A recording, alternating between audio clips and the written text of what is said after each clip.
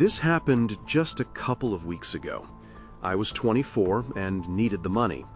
I worked night shifts at a small gas station to pay off my student loans. The gas station sat at the edge of a quiet highway, surrounded by dark woods. It was usually quiet at night, just me and the flickering neon lights. I thought I could handle the isolation, but I haven't stopped thinking about those nights. The first weird encounter happened on my second night. I was restocking the shelves around 2 a.m. I noticed a man lingering in the store. He stood by the drinks for what felt like forever, staring into the cooler. I thought maybe he was just lost or something. When he finally stepped up to the counter, his eyes felt icy. They pierced right through me. I smiled, but he didn't. My heart raced a little as I asked if he needed anything. He didn't answer. He just stared. I brushed it off, thinking I was just tired. As the week went on, things got weirder. One night, around midnight, I got a phone call. The number was just a series of zeros. My hands trembled as I answered, but there was no one on the line. This happened with the same number every few nights. I'd hear that empty silence before the call dropped. It chilled me to the bone. I kept looking around the store like someone might be watching me. The light from the neon sign felt more like an interrogation lamp than a comforting glow. Then there were the items left behind. I found a keychain with a little doll on it. I swear there was no one in the store when I found it. I held it in my hand, feeling its weight. I thought about tossing it away, but something felt off. What if it meant something?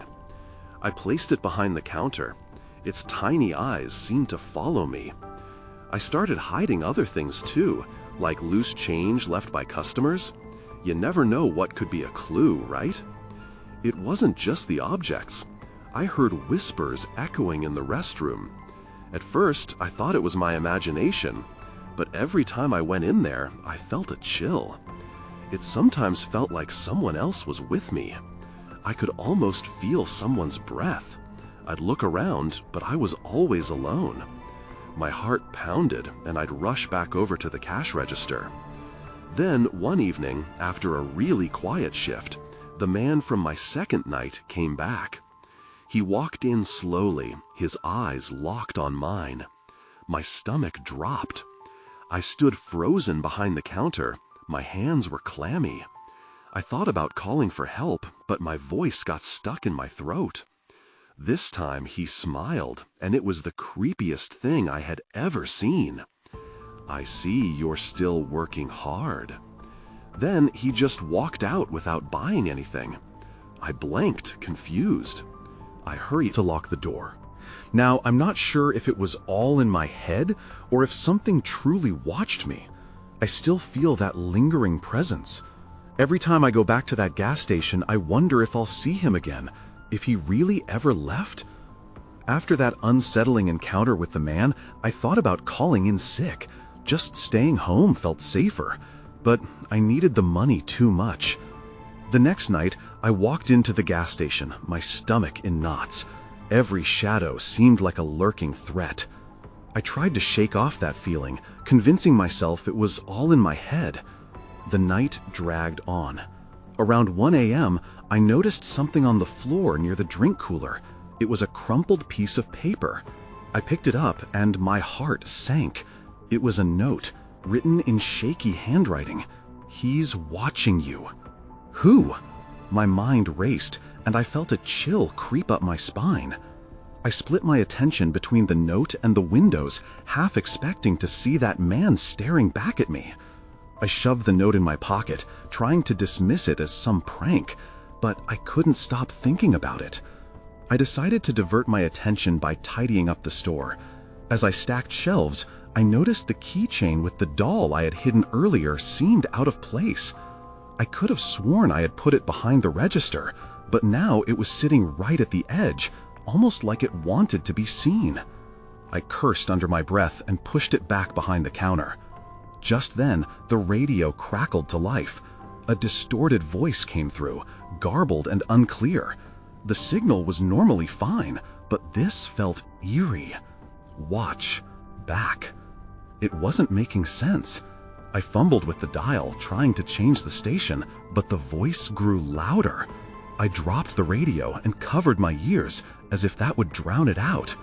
Finally, the voice stopped. I sat there, breathing heavily, my heart thumping in my chest. I looked around, convinced I was not alone. The hairs on the back of my neck stood up. Every noise felt amplified. I took a deep breath and moved to the back room, hoping to clear my head. Maybe I could splash some water on my face, shake this feeling off. But when I got to the back room, something caught my eye. The small window there overlooked the woods behind the gas station. Something moved in the trees, a flash of white. I squinted. It looked like someone. No, something small and quick, darting between the trunks. My heart raced again. I stepped closer to the window, but by the time I reached for the latch, it vanished. Then I heard a knock on the back door. My heart dropped. I hesitated, unsure if I should open it. I crept forward and glanced through the small window. I couldn't see anyone, just thick darkness. The knocking came again, but this time it felt more insistent. I turned back to the door, but froze when I saw something out of the corner of my eye. There, on the counter, was a new item, an old Polaroid photo. I picked it up and my breath hitched in my throat. In the photo, there he was, the man. But he wasn't alone. Around him were dark shapes, blurred and indistinct, all staring straight at the camera. That's when I heard footsteps, heavy and deliberate, coming from the front of the store. My heart raced as I realized I wasn't alone after all. I turned slowly, gripping the photo tightly. The footsteps grew closer, and my mind raced with the possibilities. Who was it? The man? Or something worse? I held my breath, straining to hear more. The sound of the footsteps was almost rhythmic now, like a predator stalking its prey.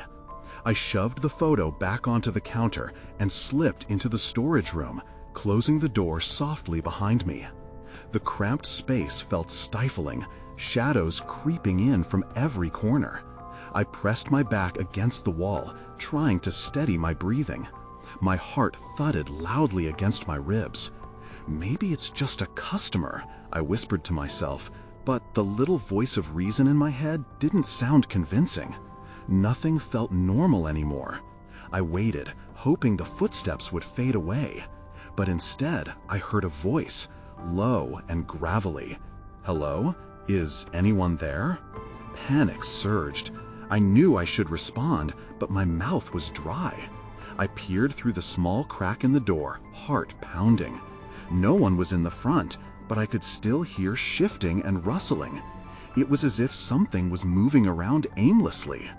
"Hey, I can't be out here all night," the voice called again, impatient now. I recognized it. It was Jake, the regular who sometimes filled in for me. His tone didn't sound friendly. "Jake?" I whispered, my voice trembling. "Is that you?" A loud thud echoed. I jumped, my heart racing even faster. My instincts screamed at me to stay quiet, to hide. What if something was wrong? I held back a sob. I couldn't breathe. The door creaked open and Jake stepped in. He looked disheveled, his shirt torn and dirt smudged on his face. "I've been looking for you. We need to talk." A chill ran down my spine.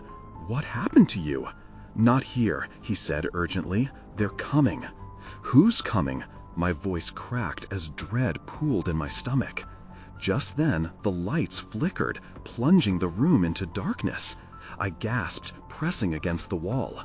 The only sound was the pounding of my heart, and then more footsteps came, heavier this time, echoed from the front of the store. "Close the door, quick," Jake hissed, pushing it shut. In the dark, I could see the outline of his face, the fear etched deep into his features. "We have to get out, now." "Why? What's happening?" I stammered, feeling frozen. "They know you're here. They've been watching since last night," he said, glancing nervously towards the door as if something was about to break in. "I saw them." I felt my stomach drop as realization hit me. The note, the whispers on the radio, this was all connected. Jake's eyes widened in fear, and suddenly I knew we weren't just hiding from a stranger.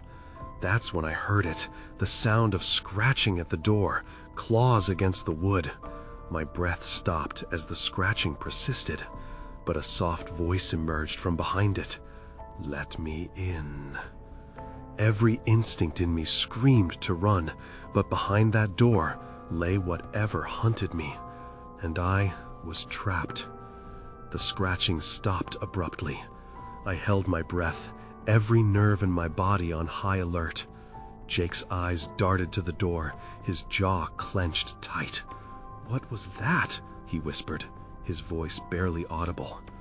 I don't know," I stammered, my mind racing. The shadows felt alive, creeping closer as we stood there in anxious silence. Then, like a cruel twist of fate, a soft knock came, mere fingertips brushing the wood. "Please, I just want to talk. I won't hurt you." The voice was sweet, almost soothing, but it wrapped around my spine like ice. I recognized it. It was familiar. I took a step back, the reality crashing down on me. It was the voice from the radio, the whisper that seemed to seep into my skin. "Who are you?" I asked, my voice shaking. "What do you want?" "Let me in, and I'll explain everything," the voice urged, swirling with false calm. "I can help you." "No," Jake hissed, shifting to block me. "We can't trust it. It could be—" Another loud thud resonated against the door, this time shaking the walls. I nearly lost my balance. "Jake, what's happening?" The panic clawed at my throat, making it hard to breathe. "Stay quiet. They don't know we're in here," he whispered urgently. "If we keep still, maybe they'll go away." But the door began to splinter. I gasped as I glanced at Jake's face, his features etched with terror. "What do we do?" I whispered, trying to keep my voice steady. He looked around frantically, searching for an escape route. "We need to find another way out," he said, moving towards the back of the room. "Do you know if there's a window or something?" His eyes were wide, reflecting the weight of urgency. I shook my head, my mind a jumbled mess. "No, I don't. It's just shelves and stock." The knocking became a relentless barrage. "Let me in. This isn't a game." Though the voice remained insistent, there was an edge now, something darker echoing in its tone. With each crack of splintering wood, my inner chaos intensified. "They're going to get in!" I gasped, my heart racing. I wanted to scream, but it felt like my voice had been stolen. Suddenly, a sharp, metallic sound pierced through the chaos, but I couldn't place it. Jake whirled. What was that? The door was buckling. I felt the urge to panic, but I forced my feet to move as I followed Jake. "We'll find another way," he said, gritting his teeth. Then, the wall beside me groaned ominously. A dark shadow shifted within the nearby shelves. I froze, staring as a tall figure blurred into view, something hunched with elongated limbs and eyes like black pits. Jake turned and our eyes met. "Run!" he shouted, grabbing my wrist. We barreled toward the back, instincts kicking in. My mind screamed for me not to look back, but I couldn't help it. Just then, the lights flickered violently before plunging us into darkness again. We were running blind, but in that chilling haze, I could still hear the persistent scratching and the faint voice echoing against the walls like a haunting refrain. I stumbled over something on the floor. Panic surged through me as Jake skidded to a halt. "What's wrong?" he hissed. "Get up," I urged, trying to pull him along as I fought the terror squeezing my chest. Then, everything went dark. My eyes snapped open, but I couldn't see a thing. Darkness enveloped me, thick and suffocating. I blinked rapidly, my pulse pounding in my ears. "Jake?" I whispered, my heart racing in fear that I might be alone. A scuffling sound cut through the silence. "I'm here," he responded, his voice strained but close.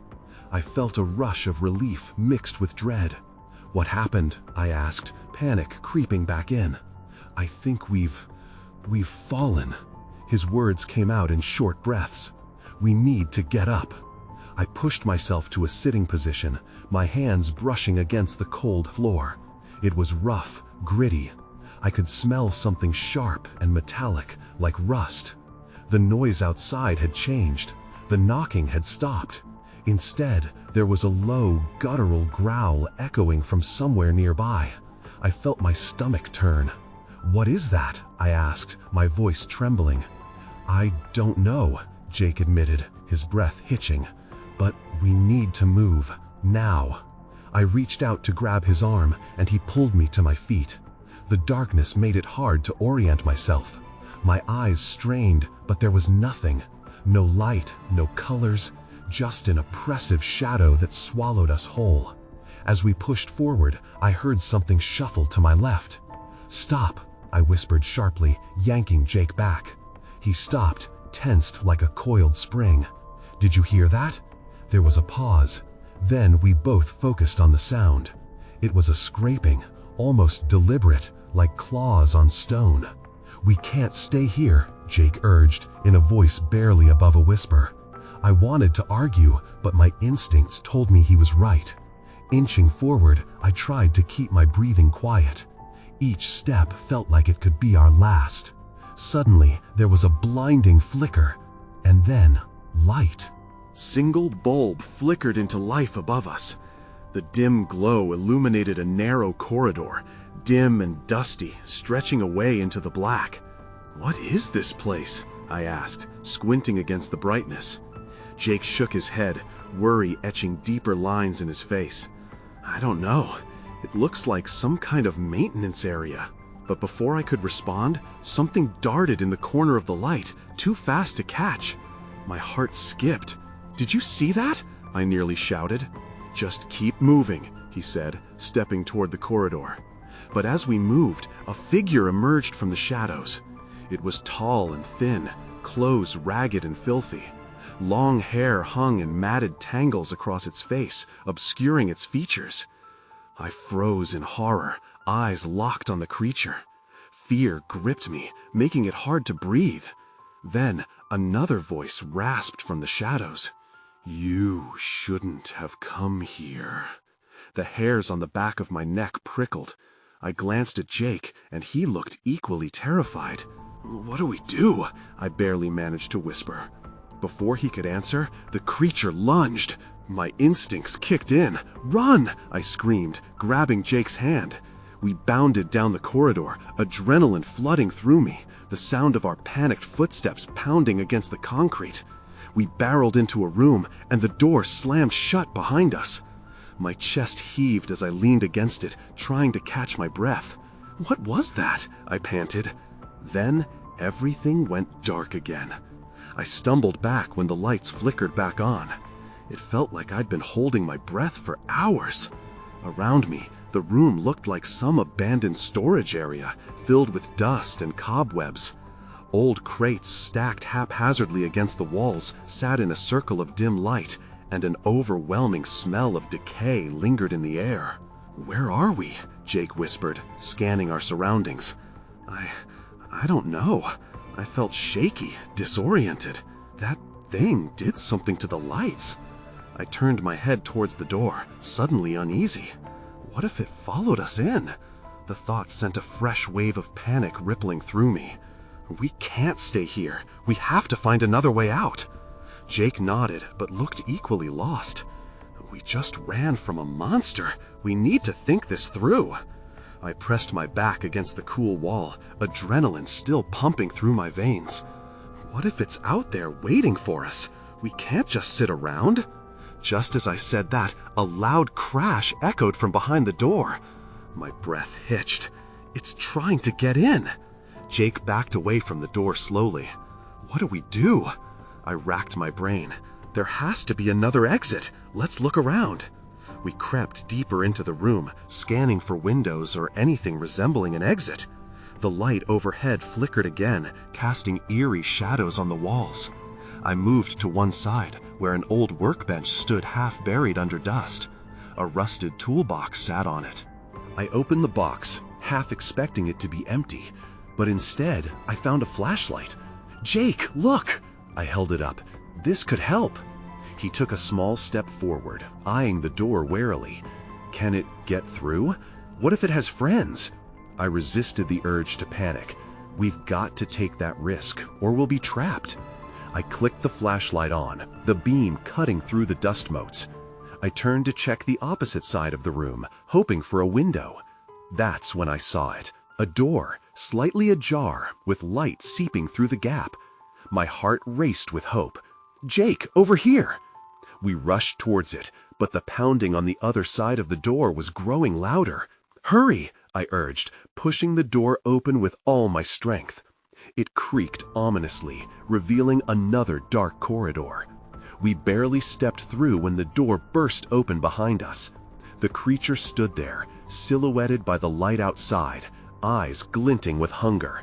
Without thinking, I grabbed Jake's arm and we sprinted into the corridor, the flashlight beam bouncing wildly against the walls.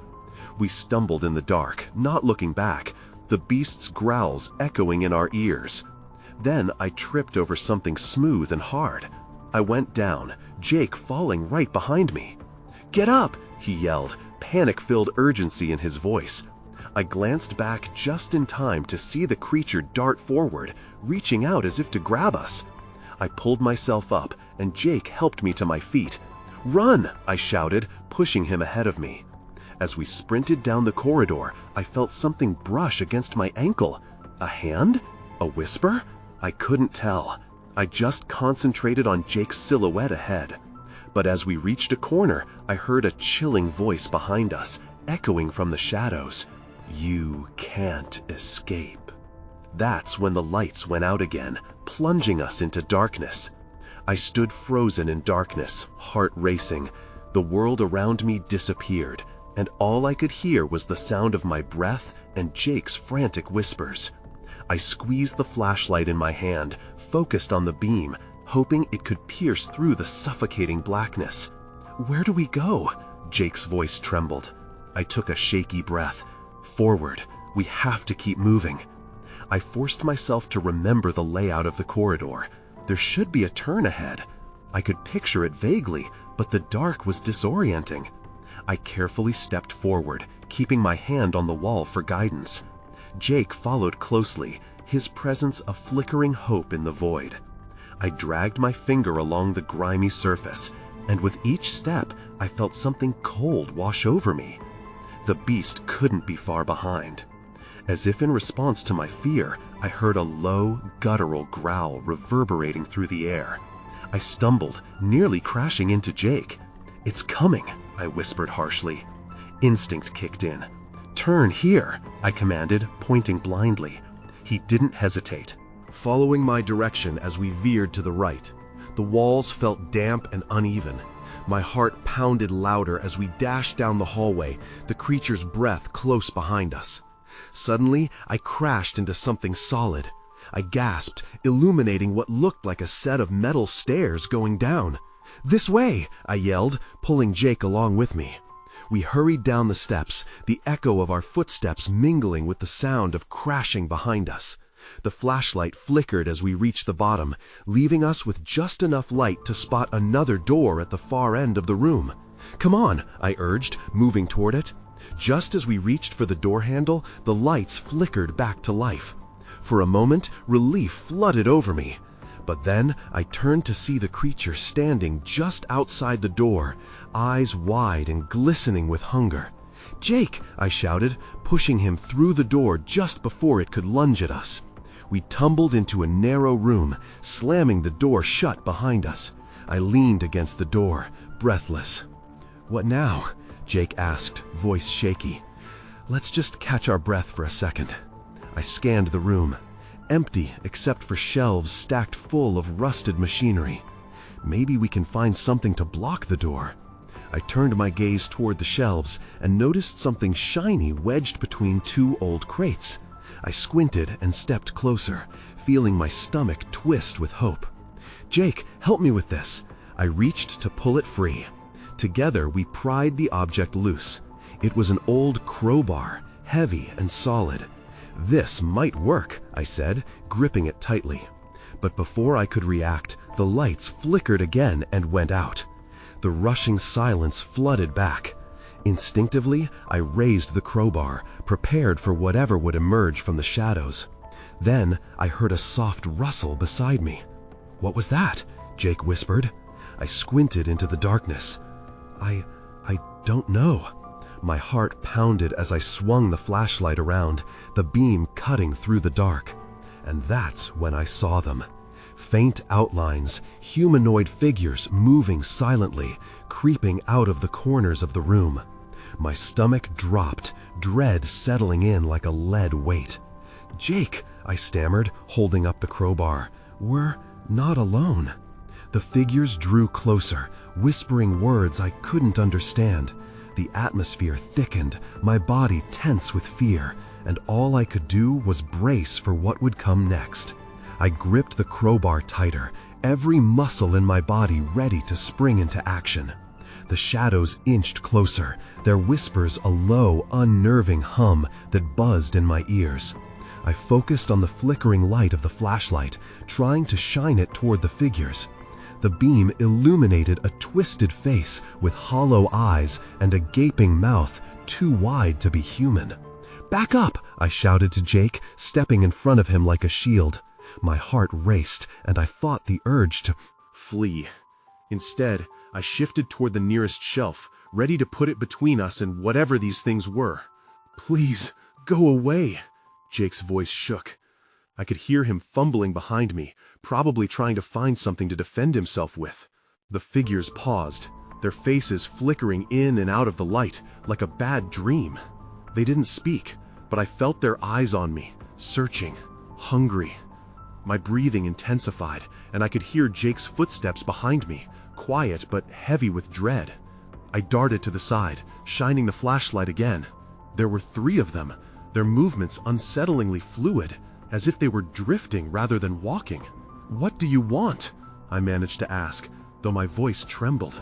One of them stepped closer, its head cocked to the side, and for a brief moment, I saw a flicker of recognition. Or was it curiosity? "You shouldn't be here," it whispered, voice a raspy echo that sent shivers down my spine. Before I could respond, I heard a loud crash behind me. The door we had just slammed shut had buckled under the weight of the creature still prowling the other side. "We need to get out!" I yelled, not caring for stealth anymore. "Run!" Jake screamed, and without thinking, we took off toward the furthest wall. I swung the flashlight back toward the figures, hoping to hold them at bay. They seemed startled by our sudden movement, but didn't block our path. I reached a corner and spotted a small ventilation shaft near the base of the wall. It was barely big enough for me to squeeze through, but it might lead to safety. "Here," I pointed at the shaft. "We can fit through there." But the shadows advanced again. "Stay," one hissed. My instinct screamed at me that they were not to be trusted. Jake clutched my arm. "What if we don't make it out?" he whispered, eyes wide with fear. It was a question I didn't want to answer. I took a deep breath. We have to try. Just as we turned to dive toward the shaft, the lights flickered back on, illuminating the room with harsh brightness. The creatures shrank back, momentarily blinded. Seizing our chance, we sprinted towards the vent. With one last look over my shoulder, I saw them gather again, their eyes narrowing as they regained their focus. "You can't escape," they called after us as we wedged ourselves into the shaft. I crawled as fast as I could, heart pounding in my throat. The metal was cold against my skin, and I could hear Jake behind me, his breaths frantic. My mind raced with questions. What were those things? Why did they want us? Just then, the space opened up ahead. I saw a faint light. Freedom. But as I pulled myself closer, an unnatural chill hung thick in the air. My hope turned to paranoia. Would we find safety? Or had we just entered another trap? It felt like the walls were closing in as I pushed through. And that's when I heard it, the sound of soft whispers again, echoing from the darkness. I clambered through the ventilation shaft, the metal digging into my palms. Just as I reached the end, I felt a creeping sense of dread wash over me. The whispers were louder now, swirling around in the space like a terrible symphony. The moment I dropped down into the room beyond, I hit the ground hard, rolling to absorb the impact. The light was bright here, almost blinding, but it provided no comfort. Dust motes floated in the air, swirling in the artificial glow. I stood up and scanned the room, a small storage area filled with crates and cluttered equipment. My flashlight beam danced wildly across the walls, searching for any signs of danger. "Jake!" I called out, but there was no answer. Panic flared inside me. I had crawled through the shaft alone. "Jake! Over here!" His faint voice came from a corner of the room, behind a stacked crate. I hurried over and found him crouched low, glancing around like a hunted animal. His eyes were wide and wild. "Where are we?" he asked, barely a whisper. I dared to look around the storage space. No idea. Some kind of supply room. The air felt thick and still. A constant low hum reverberated from somewhere, almost like a heartbeat. Suddenly, the room went dark. The overhead lights flickered, then died, plunging us into near-complete blackness. I instinctively reached for Jake's hand, gripping it tightly. "Stay close," I said. I aimed the flashlight back toward the shaft, but the beam was weak now, flickering erratically. My heart raced. We needed to keep moving. Then I heard it, a soft scratching sound echoing all around us. It seemed to come from every corner of the room, like something was inching closer. "What is that?" Jake breathed, his voice tight with fear. I strained to listen. "I don't know. Maybe it's a rat?" I tried to convince myself, but the sound was too deliberate, too persistent. It didn't sound like an animal at all. "Maybe we should go back," Jake suggested, fear creeping into his tone. "No," I shook my head. "We can't go back. We have to find a way out." Keeping low, I scanned the room until I spotted a door at the far end.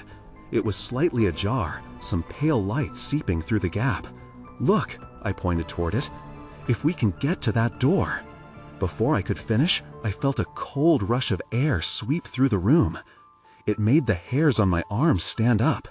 The whispers returned, louder now and unintelligible, rising to a frantic pitch. "Run!" I shouted, taking off toward the door with Jake right beside me. The scratching grew louder, the source closing in. As we reached the door and pushed it open, the whispers fell silent. We stumbled into a dim hallway, the air feeling somehow lighter, yet my stomach twisted with apprehension. "What just happened?" I panted. Jake stared back toward the storage room, breathless and shaken. "I don't know, but whatever that was, it wanted us." We moved quickly down the hallway, adrenaline fueling our flight. That's when I spotted it, a flickering sign above us. "Emergency exit." But as we approached, the lights began to flicker again, and the whispers returned. This time, they were right behind us. I sprinted toward the sign, feeling the weight of the darkness tightening around us. Jake was close on my heels, panting heavily, his grip tightening on my arm as we dashed down the cluttered hallway. The whisper's intensity sent a wave of dread crashing over me, almost drowning out the pounding of my heart. Behind us, the sounds escalated into a thrilling crescendo of taunts and warnings. I couldn't tell if they were human voices or something far worse. "There!" I shouted, spotting the door at the end of the corridor, glowing with a sickly green light. My mind raced. It had to lead us outside. With each hurried stride, I could feel the cold breath of whatever was haunting us from the shadows, stirring desperation within. We reached the door, and I thrust it open. It creaked ominously, hesitating for a moment, as if reluctant to reveal what lay beyond. I hesitated, glancing back. The shadows danced restlessly, flickering against the walls as if something was about to break free. A sharp breath left my lips before I yanked Jake through the doorway. The outside world felt like a shock, fresh air flooding my lungs, with the moon casting its silver light over the parking lot. There were no signs of life, just the stillness of the night broken by our ragged breaths. But as I turned to look back, I caught a glimpse of shifting shapes in the entrance we had just fled. They lingered at the threshold, eyes gleaming, a congregation of darkness refusing to follow us into the light. "Did we lose them?" Jake gasped, shivering. "I don't think they can cross into the light," I said, breathlessly, glancing back to ensure the door stayed closed. It loomed ominously, frames creaking like it was alive. I could still hear the faint whispers climbing the air, reaching for us like vines. "What now?" Jake asked, still holding my arm and scanning the parking lot as if it was a battlefield. "We get in my car," I said, pointing toward the old sedan. "We can call the police. Maybe they can—" Before I finished, a bone-chilling sound echoed behind us. Claws scratching against metal, a low growl reverberated through the night air. My stomach dropped as I whipped around to see the shadowy figures creeping closer, emboldened by the darkness. "Move!" I shouted, racing towards my car with Jake hot on my heels. My fingers fumbled with the keys, heart racing as I punched them in the lock. The doors swung open, and we both dove inside, slamming the doors shut just in time. "Start the engine," Jake urged, his face pale. I turned the key, gripping the steering wheel as the engine sputtered, catching just in time. "It's not moving!" I exclaimed, panic bubbling up. The creatures were gathering closer outside, some shifting in and out of the shadows, their whispers morphing into a maddened chorus of desire and hunger. "Hit the gas!" Jake shouted, almost screaming. I complied, and the car lurched forward, breaking free of whatever viscous grasp threatened to ensnare us. As I punched it down the highway, the figures melted into the shadows behind us. I dared not look back. The weight of their presence lingered like a ghost on my back, hovering over my thoughts. "Did we get away?" Jake's voice trembled. "What was that? Who were they?" I shook my head, feeling sick with uncertainty. "I don't know, but we need to go, far away from here." With the headlights cutting through the darkness ahead, we drove in silence, each lost in our thoughts. I gripped the steering wheel tightly, thoughts racing. I could still hear the whispers in my head, echoing questions and judgments about our survival. Did I really escape, or was this just the beginning of something far worse? Sometimes, late at night, I can still feel that creeping darkness, and I think back to that gas station. I think about the faces I never fully saw, the whispers I could never decode. Questions swirl in my mind, tantalizing and terrifying. The highway behind me disappears into the night, but the true horror lingers, lurking just out of sight. And in the quietest hours, I wonder if I'll ever really be free.